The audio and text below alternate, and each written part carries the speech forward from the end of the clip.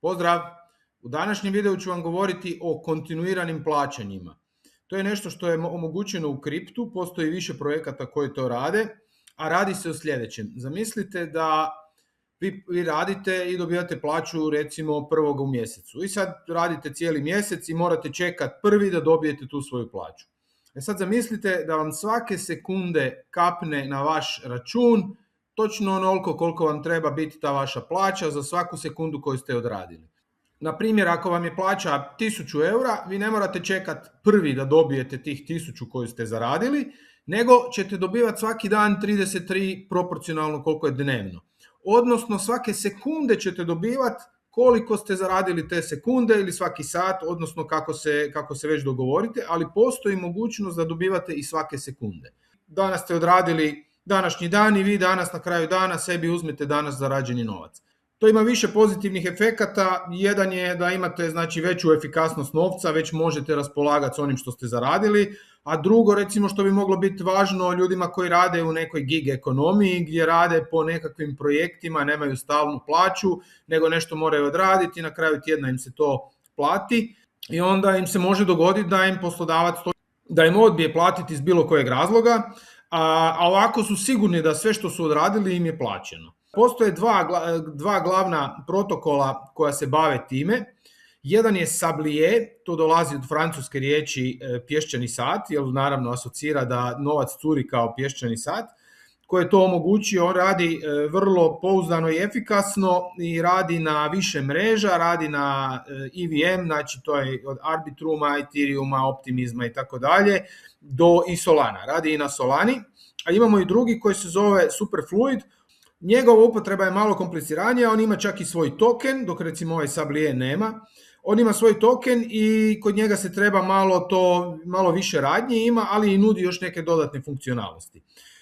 Ja ću u ovom videu pokazati kako radi to na primjeru Sabliera, kako možemo napraviti taj tijek novca, taj flow, da curi, da kaplje po sekundi, odnosno po satu, vidjet ćete sve u nastavku. Bitpanda je upravo lansirala adventski kalendar s nagradama vrijednim čak 200.000 eura. Doslovno možeš osvojiti jedan cijeli Bitcoin, hrpu kripto nagrada, ekskluzivna iskustva i glavnu nagradu put u Kaliforniju na Super Bowl LX za 2 osobe s uključenim letom i hotelom. Sve što trebaš je otvoriti ili prijaviti se na Bitpanda aplikaciju od 1. do 24. prosinca, svaki dan odraditi kratki dnevni izazov u adventskom kalendaru i tako povećavaš svoje šanse za dnevne nagrade i za Super Bowl kartu i snova. Ako još nemaš Bitpanda račun, otvori ga preko mog linka u opisu ovog videa i odmah se uključi u nagradnu igru. Sretno! Idemo vidjeti kako to izgleda u praksi. Evo, ovdje smo sad došli na taj Sablier vesting. Ovdje imate rubriku Payments, tu su paymentsi koje vi možete vidjeti da li ste primatelj ili ste pošiljatelj tih plaćanja. Sad smo na EVM-u, a možemo otići i na Solanu, kao što sam rekao, rade i na Solani. Ja sam sad na Arbitrumu, na Arbitrum mreži. Druga stvar, imate i airdrope, znači možete napraviti airdrope i zašto je sad to zgodno? Sad ćemo vidjeti, evo recimo vesting, kad kažemo create streams, šta znači vesting? Vesting je dinamika isplate kod ljudi koji su uložili u neki projekt i sad dođe vrijeme da oni dobe svoje tokene.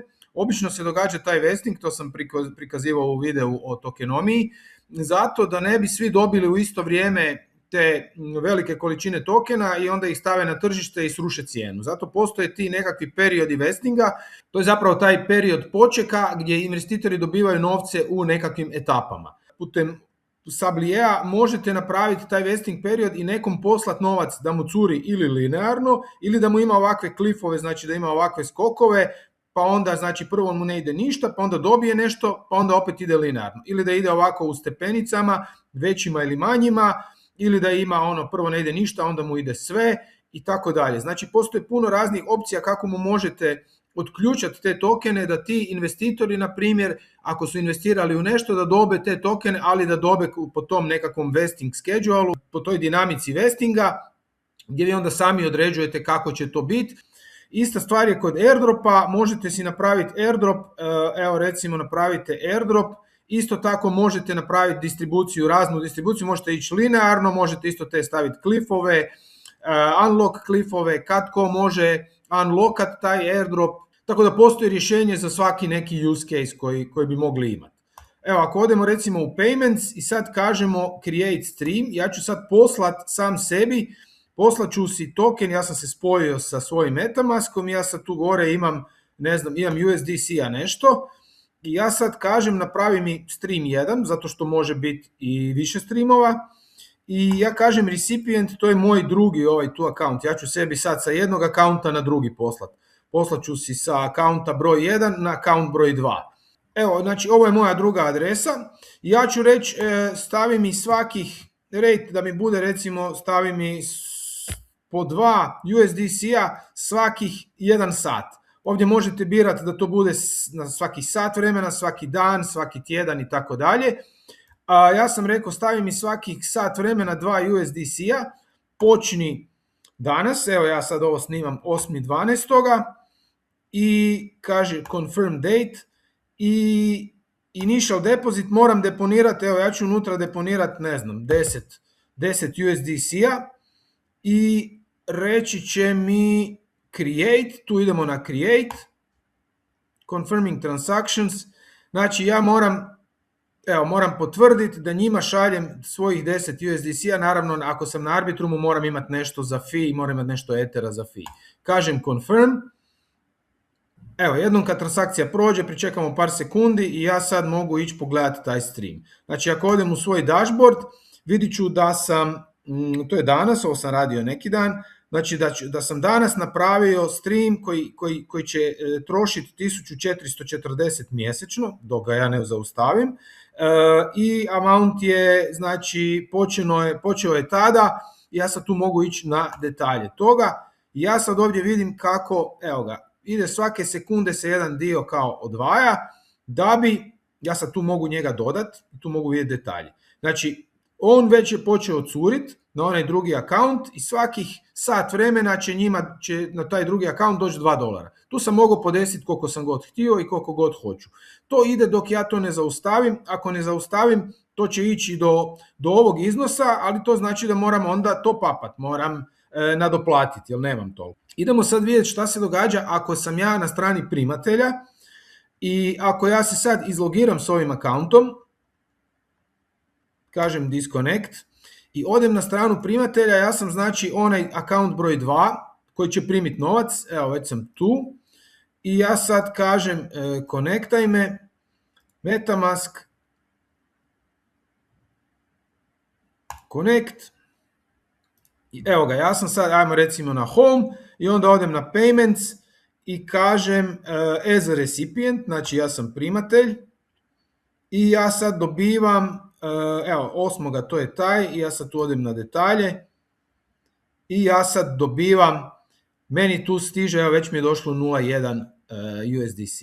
I sad šta ja mogu? Ja već mogu to withdrawat. Znači ja mogu pokupiti sebi tih 0.1 koliko mi je već došlo i ja u svakom trenutku onaj dio koji mi je došao mogu pokupiti.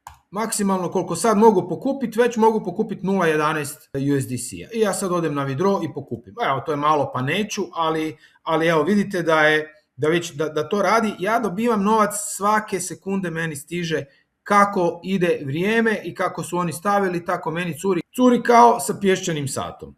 Ali morate paziti da imate withdraw fee, znači oni naplaćuju fee od $1. Dakle, nemam ja sad tu dosta da povučem jer moram platiti fee od $1.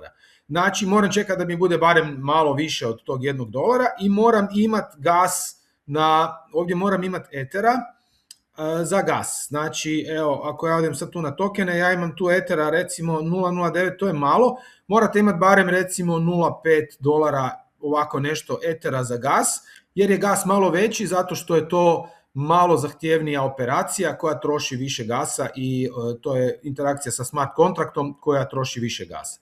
Uglavnom, ovdje kad mi se sad pojavi svi onih $10 ili koliko sam stavio, ja ću to sve moći povući s tim da ću morati platiti ovaj tu fee.